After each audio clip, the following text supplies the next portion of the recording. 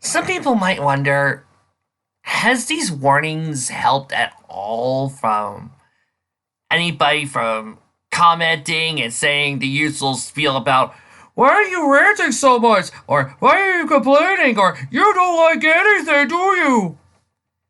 Well, considering the fact that the only comments I've been receiving have been from Myken putting on a whole slew of bad disguises and a bad anonymous accounts, just so he can insult and mock me, when it would just be simpler if he just went to my fanfiction.net account and just commented directly or commented on the fix directly. Yeah. I think it was a good call. I mean, I've had plenty of peace and quiet so far. Well, to the exception of Myken, of course, but I tend to delete his comments. Peace and quiet. To the rest of you people, remember the following. Number one, this is a riff. I will do sketches. I will do comedy. I will try to make you laugh. I will be insane. I will do silly things. If you can get a good laugh, fine. If you don't, that's fine too. But remember, do not comment on the fact that I'm complaining, riffing, etc., when that is the whole point of the story, is to riff, is to have fun and to make fun of this bad fic. Comment on anything else if you like, but saying stuff like, why are you riffing? Because that's the point. Why don't you talk about good fics? I do. A lot. With fics like Empty Room, an excellent story of Twilight finding out about her real parents. There's an assassin rarity. That's a pretty good one. Or Mara Steele. What's as if you want to get your superhero fix? Any of those are good fics that I have done, where I did not riff, where I did not complain. Is it really my fault if you guys seemed obsessed with the bad fics to the point where you only watch those instead? To the point where it seems like you can't go 5 minutes without thinking, I want to read a bad fic. I want to read a bad fic. When there are videos, there are countless people out there doing good fics that you could be watching instead.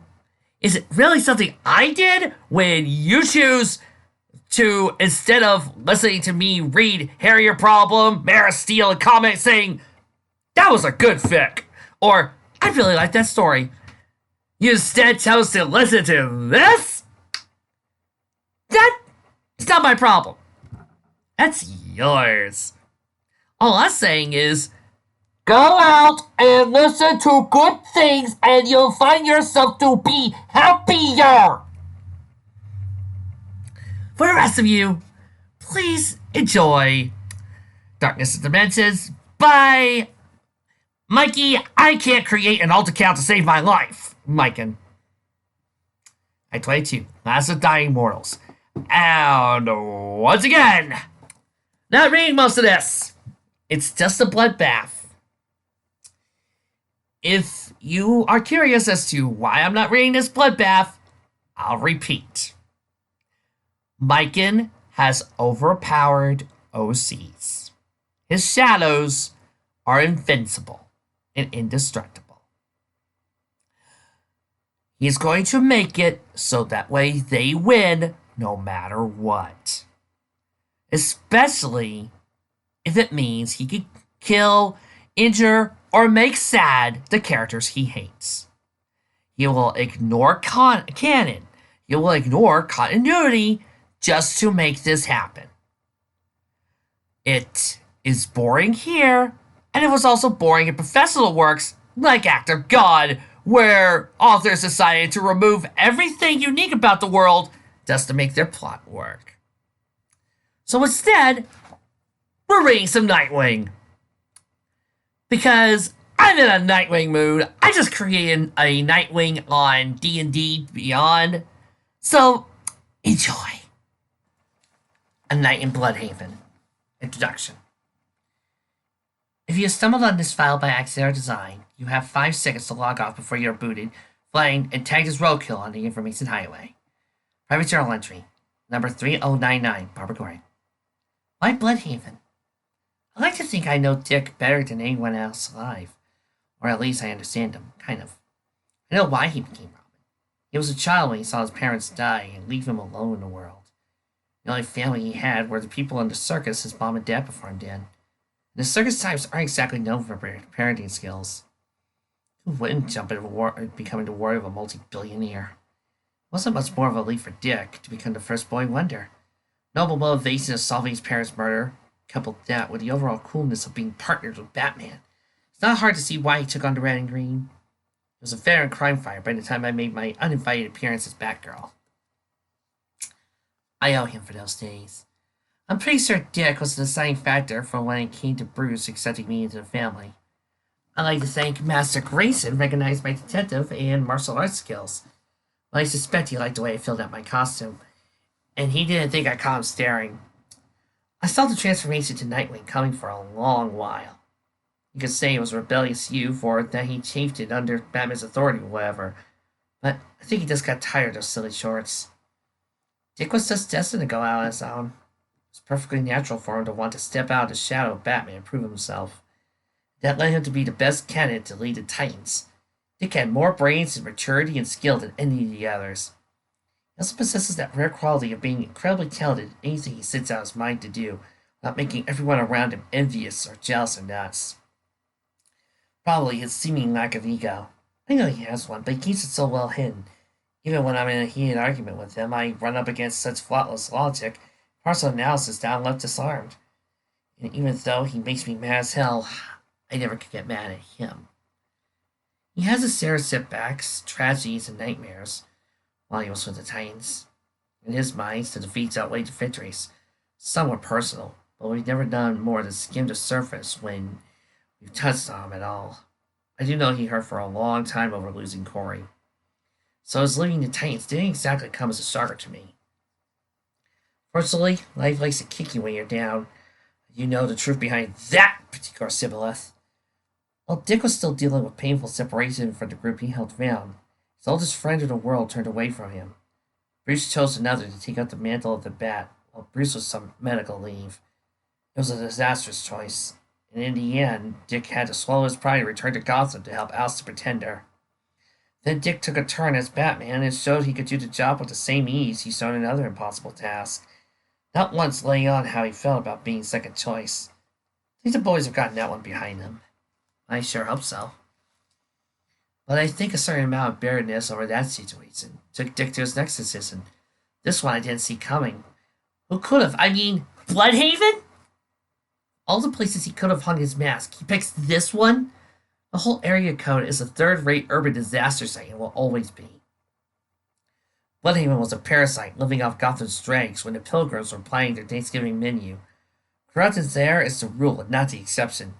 From the Zamores to Avalon and back, the city is a mobbed-up, drug-ravaged, and morally bankrupt hellhole. This place doesn't need a hero. It needs a colonic.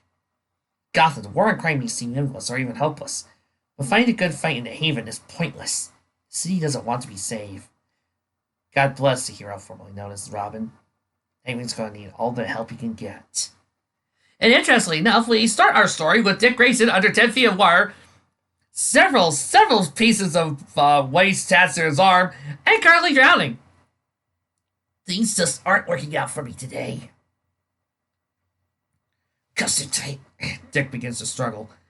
I'm gonna slip off even if I dislocate my thumb. Handle's unsolid. Could last 4 minutes down here. If I had a chance to fill my lungs, I might be able to pick the lock. Might. This is what I get for leaving Gotham. At the morgue. But 21 Deadman told me I had to. Is this old than Batman? Nightwing, having long since ditched the Elvis collar and the Metal Gear, now stands in its traditional black and blue. And that's the way I prefer it, thank you! One of our guns gets them behind. Nice. They ran out of room. Cause of death? Broken necks. with pre-mortem bruises around the throat. They all have crushed tracheas. Someone snapped these men like a kindling toilet, Nightwing. They were all members of the Angel Mirror Gang. The major crimes unit fished them out to the estuary. They floated in from the harbor of South Gotham. Bloodhaven. Bloodhaven. A short car ride down the coast from Gotham. That seems a century away. As bad as Gotham is, Bloodhaven's a lot worse in a lot of ways. Even if it's too coarse or too vile or too awful for Gotham, it ends up here. But the annual summer drought in Gotham backed the estuary up, and some of Bloodhaven's secrets floated upstream. Bruce got enough on his program. No way is Tim ready for this town. I've only been here 2 minutes. Hey, babe, got a place to stay? No, anybody in heaven. 2 men began to rouse up a young girl. Well, and already I want a sour with Clorox and sandpaper. She knows me. Why don't you back off, cowboy? He didn't say please. Ugh! Dick proceeds to punch one out and break the other's finger. What's your name? Tandy. You can have my return ticket to Gotham. No want it. It wasn't a question. I'm not going back. Not to that. Listen, whatever you're running from is a picnic compared to those who two had planned. Gotham's a big place. You know Wayne Court? Sure, I guess. But they might have a job for you, Tandy. One you can live with. Tell them Dick Grayson sent you. Turning away, Dick leaves, letting the young girl get onto the bus. One more soul denied to hell. Hard to believe this place started as a whaling town. This town was proud to be called Asbestos, USA. Nobody wants what Bloodhaven has to offer anymore. Nobody decent anyway. Somebody wants Angel Merritt's machine taken down. That means someone with more muscle. That means more than bodies will find their way north of Gotham. As Nightwing walks through the city streets, he sees basically Gotham if it was hell. Yeah, worse than Gotham. People laying out in the streets either dead or passed out drunk from the night's activities. People walking with their heads down, and the world seeming like an eerie tint. Corruption fills the streets and night's air. Trying to get his mind off, Dick fires a grappling line into the night, swinging off. A eye of bats following him, almost as if a guardian's watching him. So who stands to gain by knocking out Angel Merrill out of the box? Next up, a very telling address in Avalon Hill. Suspect number 1, Freddie Min. Alleged vice lord of these and mobs. No stranger to mass murder. Dick stands on top of the building, looking down. He even practices at home. You can see this road trip's not going to be dull. However, as soon as he lands, he starts hearing bullets being shot out as a gang war breaks out. Gang war. Bloodhaven style. Stop them! They have my babies! There are kids in that fridge? Move it! Move it! Move it! Who would... You don't need to cast 1,000s, guys. False phasers. Black mask soldiers. Death explains a whole lot. Gotham's crime boss is looking to franchise. Batman's intuition pays off again. The false facers ride off into their car, driving, bullets start shooting. This is new low, even from Black Mask. My babies! Kidnapping kids and locking them in a major appliance, even if they are the offspring of a major louse. Nightwing proceeds to leap, parkour his way down to the streets below. They're still kids. Then he leaps on top of a truck. Hey, pal! Woo! The driver goes in shock. Positively, absolutely had to catch up to that truck full of trick-or-treaters. I don't know. Company policy is those lowlifes have some kids in that fridge. You have kids? Two little girls. Then for it! Reynard picked up a tail. Nice mask. Shame I gotta shoot some extra holes in it. The bullets begin flying, shooting everything they can, sadly hitting the driver.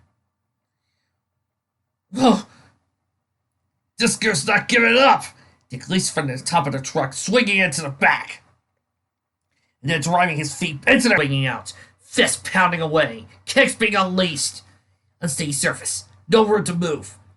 Practice for these kinds of situations. They have it. But as the fight continues on, the fridge breaks through the chains. I did count around my fridge.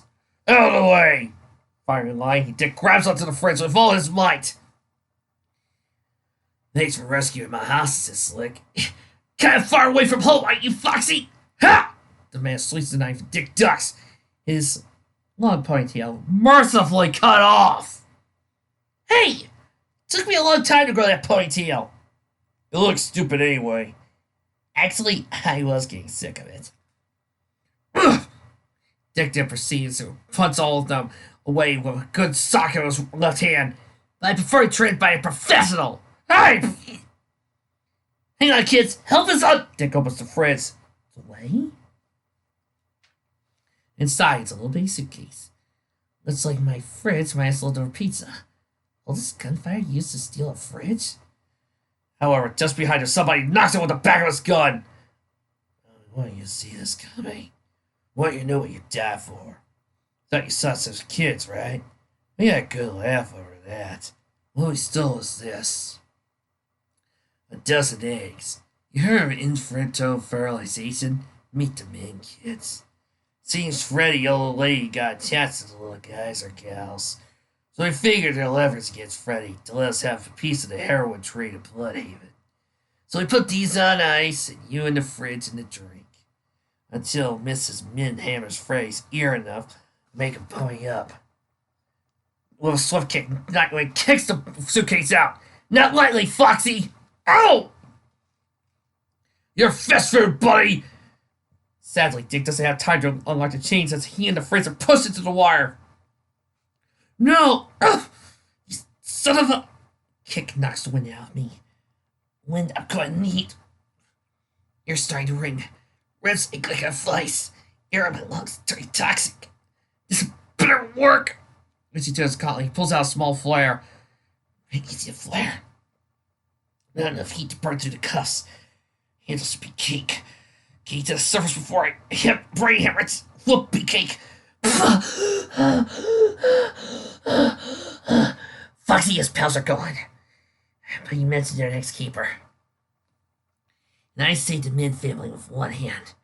Looks like I'll be extending my play case of Bloodhaven. Definitely. We didn't exactly fail, sir. We got Min's attention. I don't want Min's attention, Reynard.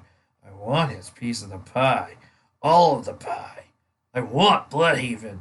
You'll have it, Mr. Black Mask. I'm all over it. See that you are. Please me and the world is yours. Fail me as a shovel full of dirt in your face. Yes, sir. You want to see me, Chief Redhorn? This is on the QT, Inspector. Hey, surprised that when you called me. You heard about the firefight with Minnie's Men's? Rumblings. There's a superhero, costume vigilante there. I can't afford some good girl in a mask sticking out my turf for your Bloodhaven. The last thing I need is some Captain Fabulous turning over rocks in this town. So I says to myself, call Dudley Soames. Good call, Chief. The door opens to the police officer as Dick steps in. You're Bloodhorn? You gotta talk, Chief. After you put this on ice for me. Well, so Bloodhaven gets his own costume hero. For a while, anyway. I'm down for Gotham 2. Twice in one night. Hey, click! The cuffs come onto Nightwing. Wait a minute. Am I under arrest? You'll wish you were. You'll wish you were. Okay, so this next issue takes place a couple of issues later. After some parts of the story come in, we discover Blockbuster, and we also have an encounter with Tim, and there's also a fun scene where Wally does his thing and runs by. So Dick's been patrolling Bloodhaven for a little while now. And an unexpected villain from Gotham decides to help the corrupt cops take Dick down. As we cut near the end of the previous issue, with Dick bleeding on the floor, as a certain man wearing a mask stands before him. The Scarecrow has arrived in Bloodhaven. But he seems to have fallen prey to some sort of personal crisis. You're wise to bring me to Bloodhaven, Inspector Soames. Right man for the job and all that, Scarecrow. The pajama boy was useful for a time, but he's being getting too close to the truth. Later, Dick wakes up with a fright, looking himself in the mirror, seeing himself in his Nightwing outfit, while he himself in the real world is dressed in his civvies. Dick, Was that you shouting? Yeah. Care to explain? The woman in his room has a name tag. Donna. Yeah. I thought I saw... never mind, Donna. It was nothing. Why don't you go out for a paper for a walk?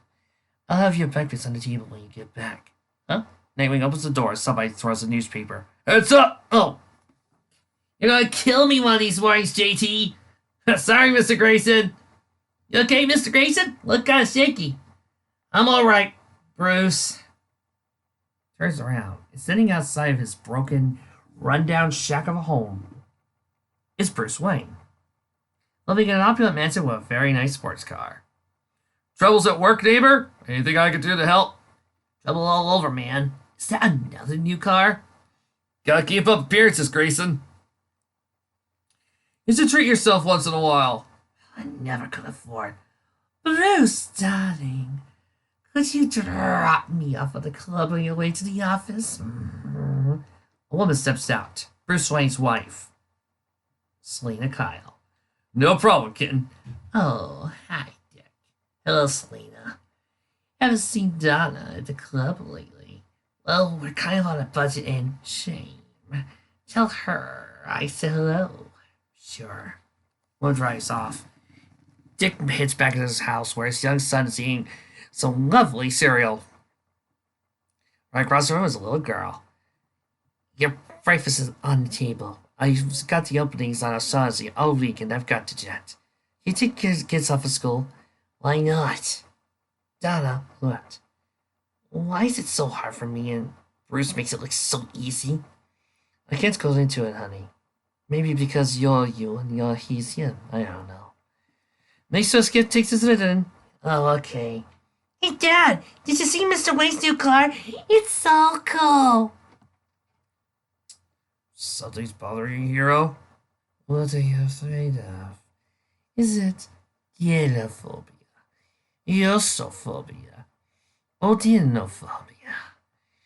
What's a hero like you really fear? What? What? Come on, buddy. Dick looks up, and the bus driver has a very angry-looking face. This is your stop! One side of his face looks normal. The other side of his face looks simply horrifying. Something wrong, buddy. Dick tries to shake off the horrifying vision and walks away. Walks into the next room, where suddenly his boss roars. Grayson! Yes, Mr. Kerr? This is John Paul Valley. He's new to your appointment. Show him the ropes. Sure thing. What position is Valley filling, sir? Unit supervisor. He's your new immediate supervisor. Bruce Wayne's moving up to vice president of operations. Oh. And that's Mr. Valley, Grayson. Maybe you could brief me in my office. It's the one with the view of the park. You know it then. Dick, we've got a problem. Mr. Valley, this is Tim Drake. He's your worst nightmare, Dick. Problem? Not unless you call basing next year's projections on bad numbers a problem. This throws our whole budget out of whack, Dick. And the company's going to have to eat the difference. What were you thinking of, Dick? Little rat knew what he was doing, showing me up in front of a Valley, and I should have had that promotion. You don't get ahead because we don't respect you. Maybe I don't have it. Is it Bruce Wayne in your line of work? So, why don't you talk to him? About what, Donna? I don't know. Maybe how he does it. What he's doing right and I'm doing wrong. I didn't say it like that. You were going to. Maybe you wish you were married to Bruce instead of me. Where are you going? Back to the Shaughnessy's. I'm putting a double shift. Something I bet Selena Wayne never dreams of. See, Donna slams the door and walks away. Grayson! Mr. Kerr, is something wrong, Grayson? Hell no. It's like the walls are closing in. Like everything going wrong at once. I know something that might help me. Help me, Mr. Kerr? No. Help me, Mr. Grayson. Get your sorry butt out of my apartment. Go to hell home until this is over. Is something wrong, Dick? As Dick walks through the fields, a beautiful gardener attends to her garden. Dick, that's funny. What's that, Ivy dear? Dick Grayson walked by and acted like I don't exist, Ozzy. Dick walks by a TV repair company named Speedy Repair. Donna, I thought you were at work. You'll too. When Dick steps in, he sees his wife in the arms of another man. Donna, what's going on? You're hurting me.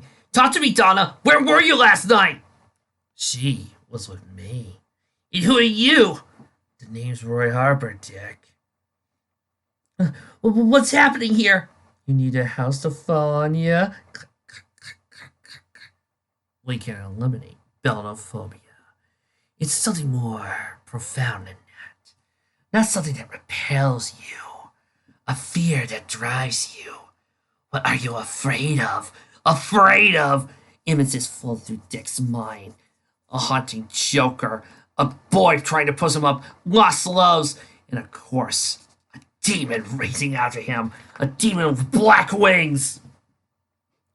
I'm afraid Mr. Wayne is preoccupied at the moment. Would you make an appointment for... No! No appointments! I need to see him now!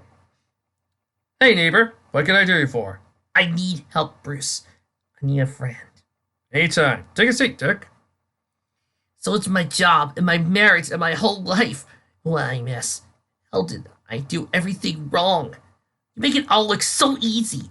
So I work so hard and I get nowhere. It's about believing in yourself. All it takes is the willingness to take chances. I'm talking about guts. But I think... Let me demonstrate, Alfred. Neighbor. Alfred, send Skippy in. As you wish, sir. Skippy? How did... Never mind that. Now, neighbor, what's Skip here mean to you? You? He's my son. My first child. I'd do anything for him. Prove it. Huh? Dick watches as the boy begins to fall. You! Only you can save him, Dick. I can't!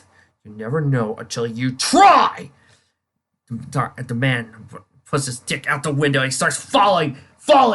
Overall, he continues hearing the same noise repeat again.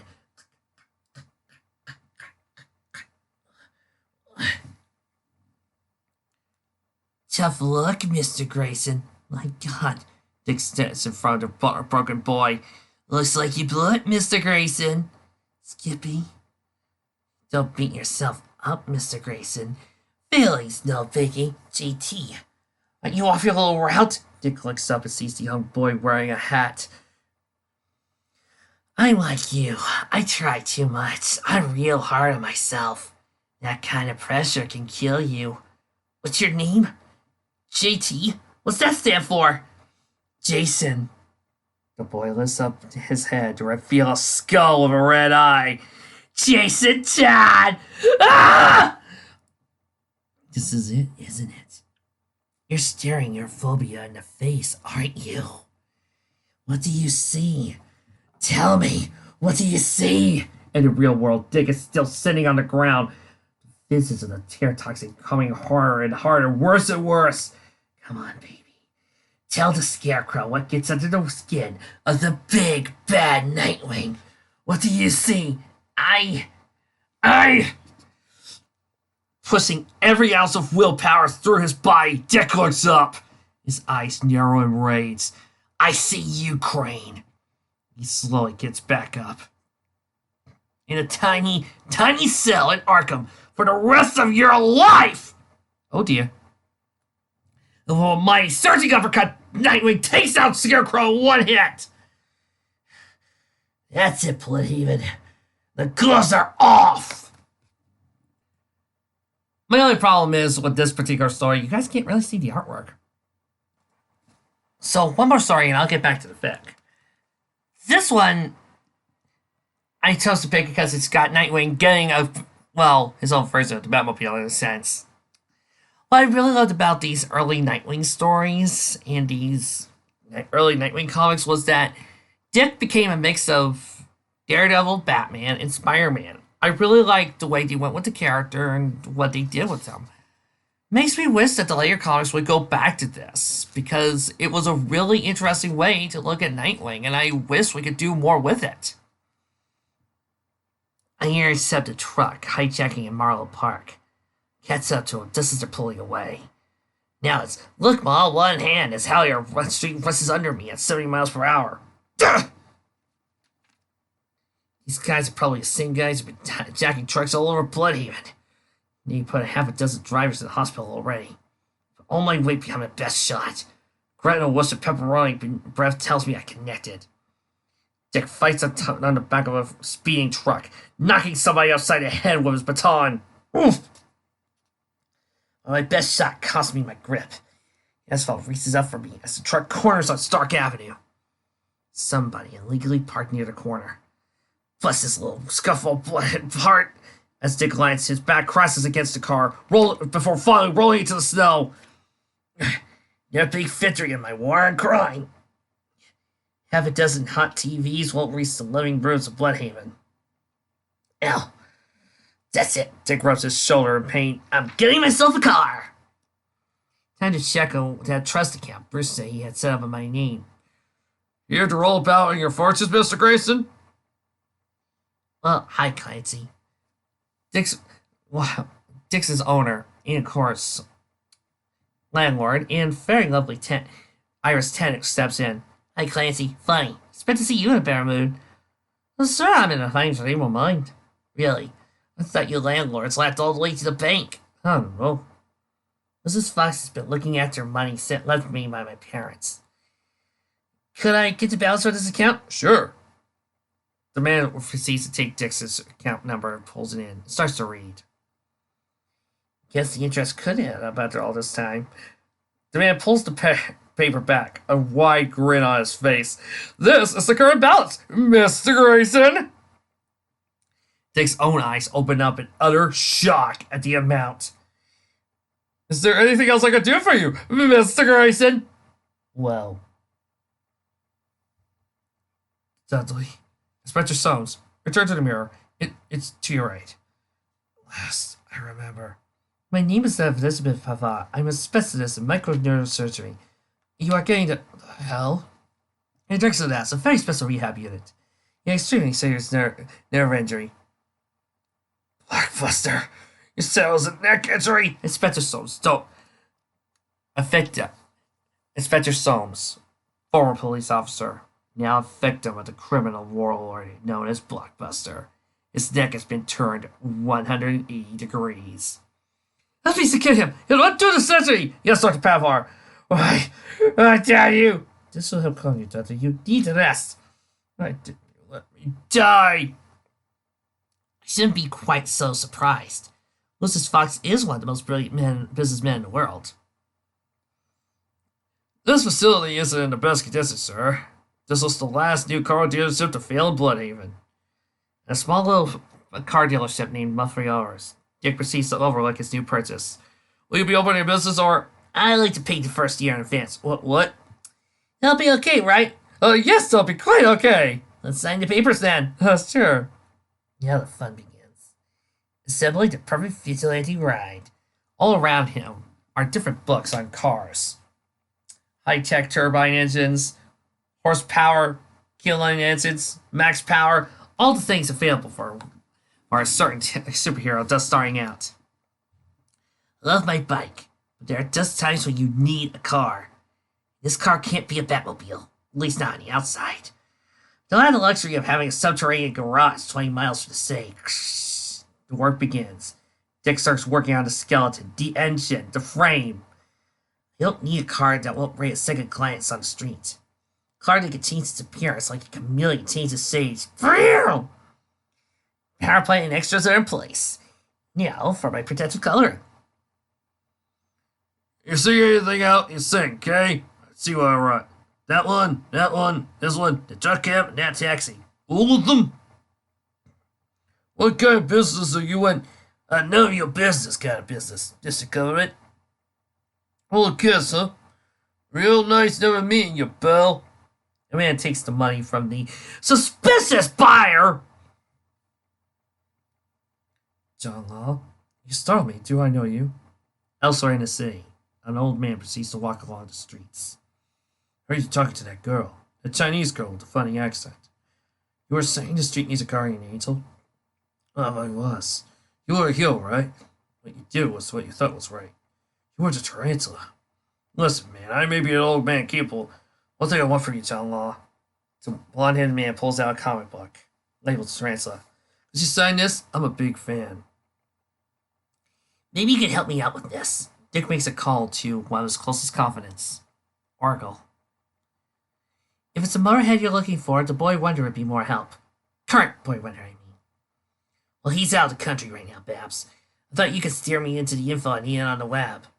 Last I checked, Batman and Alfred were good with cars. I don't want to go to running him for advice every 10 minutes. What's with you guys? You had to make everything so difficult? He views you as an equal. Get over it! There's us down here in Bloody 2. He's concerned about you. Though it would kill him to say it. Just like it kills you to ask for help. Listen, things are okay between us, you know? But you don't know what it's like in his shadow. I don't, huh? You seem to forget how he reacted the first time I showed up in a cape and boots. Oh, no, I don't. He just about hit stalactites. You were invited to the club, Dick. I joined over his vocal disapproval. Only had some times, right? Dick smiles warmly as he looks into the screen. Maybe we could again. Maybe once upon a time before. You know better than that, Barbara. Good luck with the trickery. Oracle out. Dick and Barbara turn off, and both of them look longing at the screen. Their memories passing them by, thinking about what could have been. Dick leaves later that evening. You get that gypsy looking at the bar, huh? I'm helping a guy work on his car clients. You're such a part of his car to help me carry this correct box. What's in it? Got a TV. Fellas are setting them off a truck over the gas station on a bone can. Elsewhere, a blonde-haired man looks up the book. Justice is Served. My Life is Tarantula by John Law. This is so cool. Everything in here is so cool. You can keep that book, Tad. I have lots of copies. Really? Sweet. You were being a vigilante when you got old, huh? Being a vigilante got old long before I did, son. I only became the Tarantula to inspire my writing career. But you put a lot of bad guys back down back then. You and the other heroes. It was a different world, lad. The world was facing a threat from foreign powers. Our enemies seem clear. You're still clear, Mr. Law. There's still heads that need to be busted. Another like the Nazis. Just as bad, Mr. Law. Right now they're living right here. Creeps, perverts, and wastoids. They're like bugs. Bugs that need to be crushed so people can live clean. You have a rather extreme point of view, Tad. It's sometimes extreme's the only way to get it done, right? Thanks for the book and autograph, Mr. Law. Maybe we'll talk again sometime. Does you know, this street has a guardian angel. As soon as the man closes the door, he lets out a soft air of relaxation. Only got a half dozen cents left. We'll make him a Christmas bonus. How much do we make, Skits? Looks like maybe $5 grand. We get struck, then it's time to ball time. Yeah. Dick waits inside his car, watching as the people drive off. Santa's little helpers are moving north on 61. Probably take the Little Narrows Bridge. Now give them a 3-block head start, just to make this more sporting. Once they drive away, Dick drives off. A flock of bats flying above his head as he drives off his brand new car. Like to see you go be a race. Aluminum alloy McLaren engine at 640 horses. 0 to 60 in 5 seconds. 100 mile per hour 4 seconds after that. I'm pulling G's like a Top Gun pilot here. Feels like heaven. Then he looks at me and says, guys, this could be trouble. Must be some top dog looking cop looking to squeeze us. I ain't paying again. Man, I was back up against shooting at the car. Nomex windshield and ceramic body coating will take up anything up to a 50 cal. And the absorb impacts, so no ricochets into pedestrians. Car chases bore me. Let's cut to the kill. Gets up on Little Narrows Bridge. Nowhere to run. Dick drives his car up front and unleashes a whole bunch of caltrops. This'll give a wraparound flats. Go take this guy apart. What kind of nut is this cowboy? Nightwing leaps out of his car and begins his assault. These metalheads are no criminal masterminds. He throws one into a wall, kicking the other out. Still feels good to pay him back for my road rash. Needs more than that. Yeah, things are finally going my way in Bloodhaven. After a quick bow, Dick takes them all out. Blockbuster's out of the picture for now. So's its history. Organized crime in this town almost an oxymoron now. And I got a hot set of wheels. Maybe I have a chance to turn Bloodhaven around. As long as nothing weird happens. And above Dick, Man-Bat watches. I still got some other Nightwing stories here. I'll probably do some Titan stuff. And believe it or not, I don't have a graphic novel of Technus Imperative. I find that odd. So, back to the fic. I know people probably want me to do at least one more Nightwing story. Well, you ain't getting it. We do have a story to complete, you know. So, in the fic, Beast Boy kills Rarity, rather unceremoniously, by the way. All he does is just ram a couple of ice shards down Rarity's neck. Seriously, I point out again, lame. This is another reason why I talk about violence and gore. Another thing that Letting Loose Your Rage should do should be to let you relieve something. So you would think that when you do something with a person you don't like, you would let it all out and really let loose. But doing it this small just feels tame. I know if I do something with a character I hate and make it a hate fic, the ones that I don't release, I'm very painful and very gory. But, well, I know. And Beast Boy ends up killing both Tara and his newborn son. Starts ranting and raving. And nobody really cares, but hey, this does mean that we get more Pike in the Vox Machina now, so he doesn't have to play a guest supporting role in this fic. Meanwhile, the Digimon are having to rumble, they continue to fight. Davis comes this close to killing Kairi after he kills TK. That's what happens in this chapter. Squishes his head like a little bitty orange. Davis goes over and is about to kill everybody. That's when Robin proceeds to go all demonic.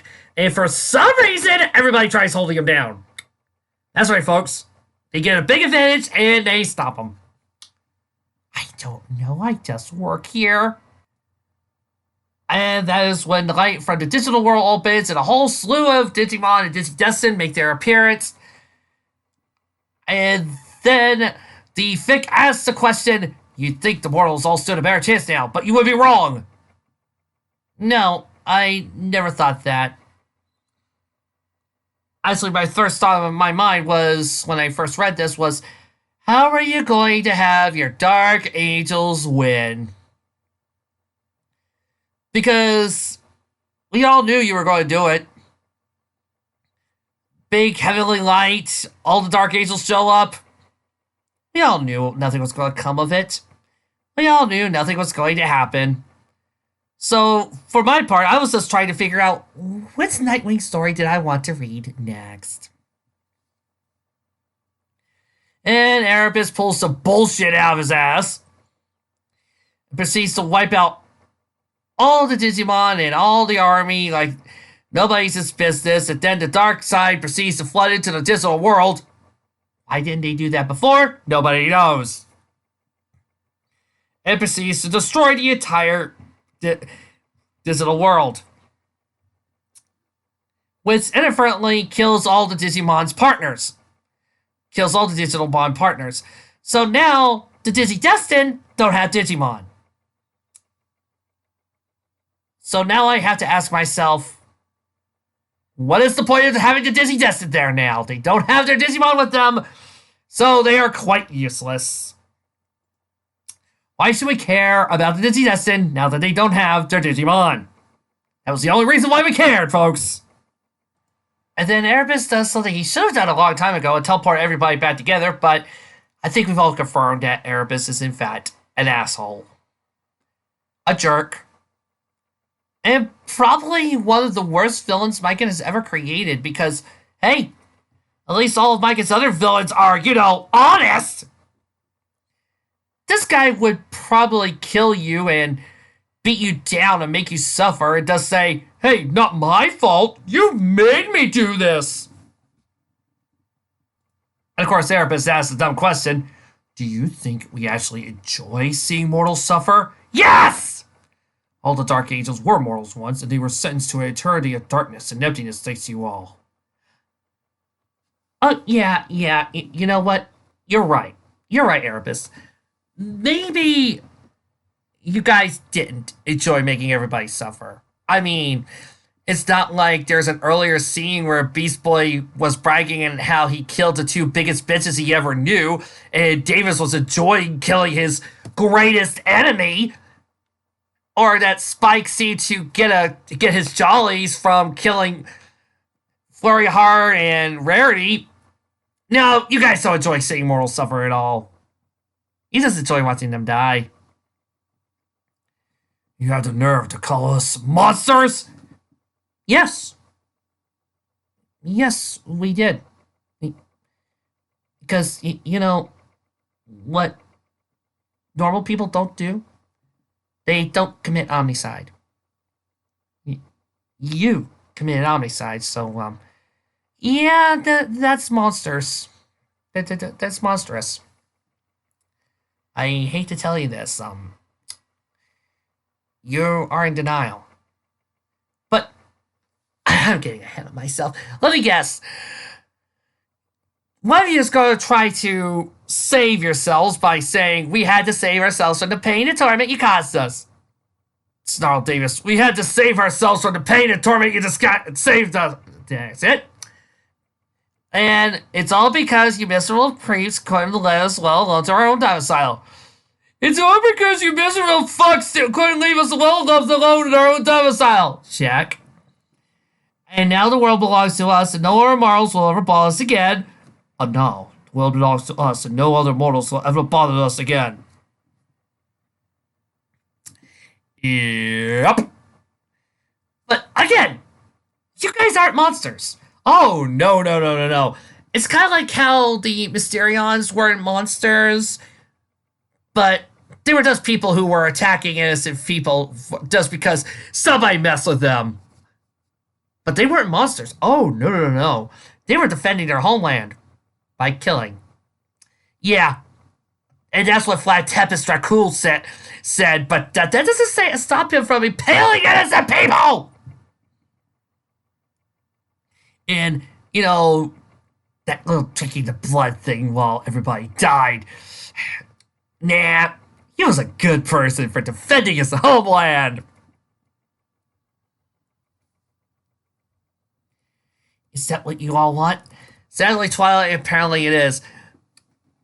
But once again, we are brought out a little speech from Jester. Is this any better than what you had before? You're still in darkness. You have nothing to mingle with darkness. And all the things you do and create, it's all darkness. Even your drowsy, maybe simple people you once knew or wanted to know. But you made them. You control them. You think that's proper interaction? I say it's more that you were desperate for the way things were. All the angels felt more infuriated than ever and refused to believe that. Problem! I'm absolutely on Jester's side. We believe in no such thing. We simply do what we do to amuse ourselves now. We can't go back to the way we once were. You're blocking. No, said Jester. You could have let us help you. You could have changed. Things could have been better. Again, we're Twilight here. And if you didn't want us to, if you wanted to prove her wrong, get rid of the clones. Enough, shouted Erebus. He raised his hand to blast her dead, but some of the others used their powers to yank her back towards the group. Okay? Asked Vex. Jester nodded, but just shook her head at the sight of the angry god. You continue to ask the impossible. Didn't you say that anything's possible? Yeah. I'm still gonna kill you. I thought so. Suddenly, they all began to groan and moan. What's wrong? Nobunaga and many of the angels from long ago began to act the same, clenching their heads. Memories, our past being altered again. The mortals got to the suffering angels. Rainbow, Keynes, and Luna felt there was only one explanation. Fucking Yasha! Because, let's face it, I don't think Michael intended this. No way, I know he didn't intend this. So I'm going to do the worst thing possible to him. I'm going to compliment him. The Inuyasha bits are the best parts. Everybody's acting rationally. Everybody's acting human. Inuyasha is still heroic. The characters are still enjoying themselves. I'm enjoying watching the characters in action. So yeah, you did good, Mikey. You actually managed to control your hate boner long enough to write something decent.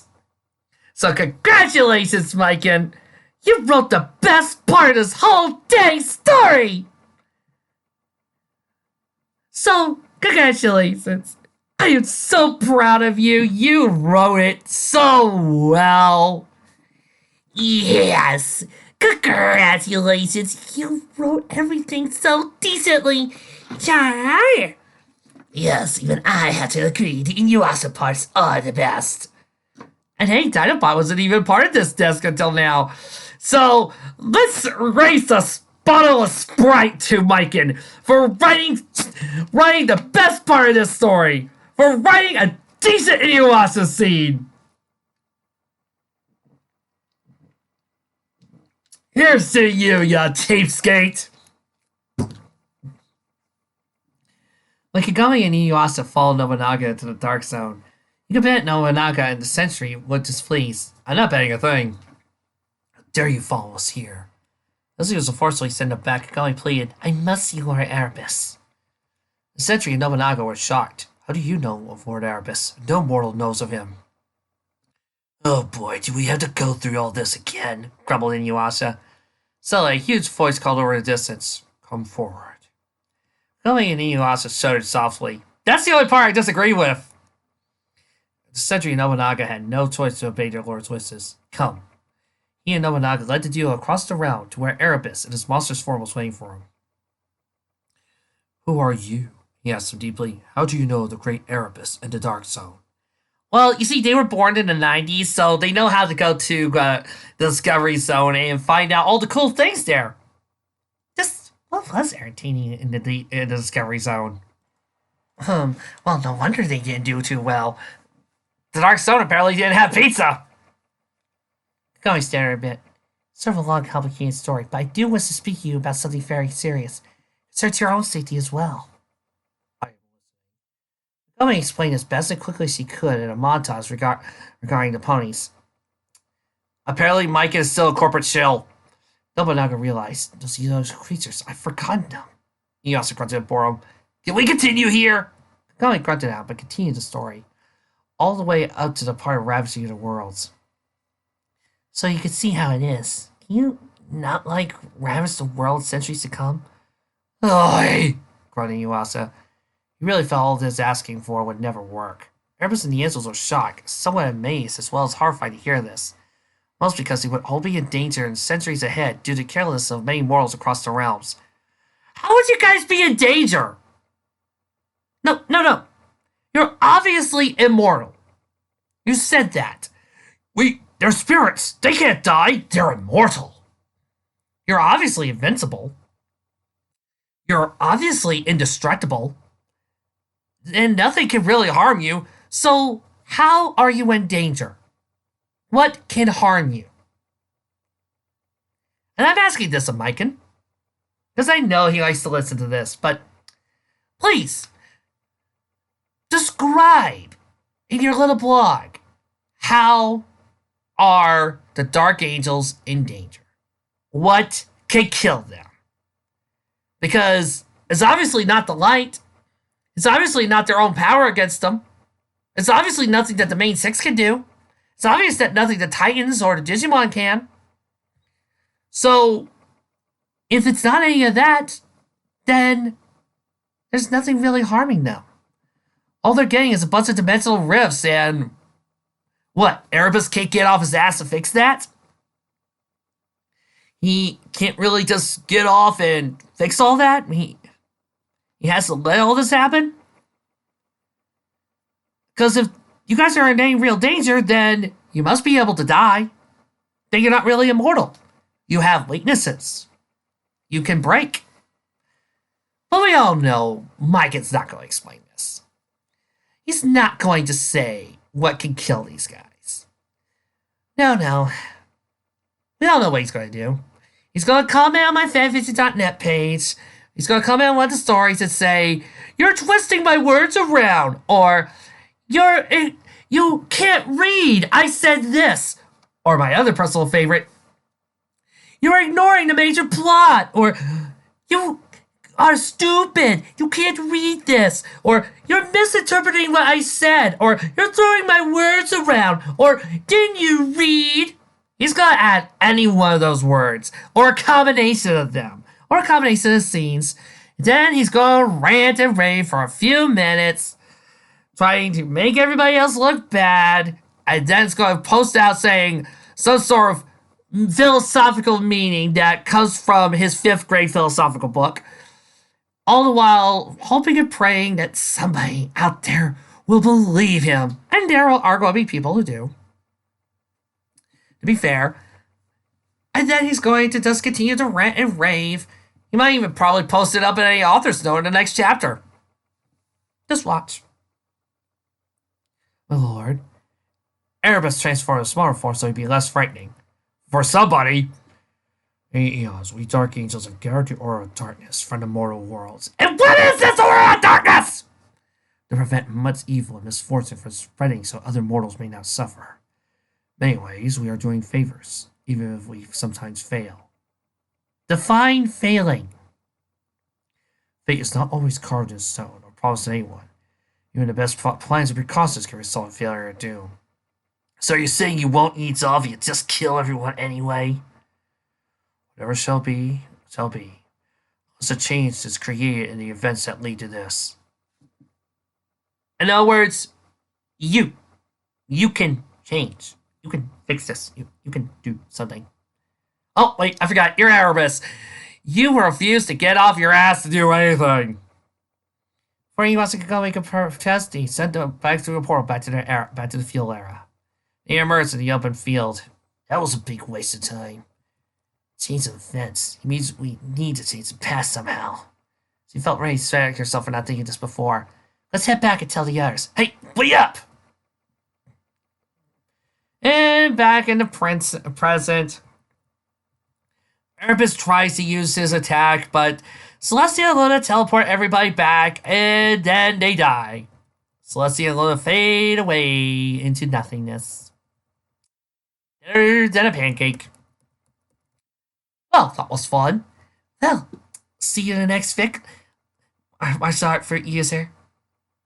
So tell us, what are you reading? We're doing Sunset of Time next. And then, after the next part of 7 Days of Sunny June, what didn't happen?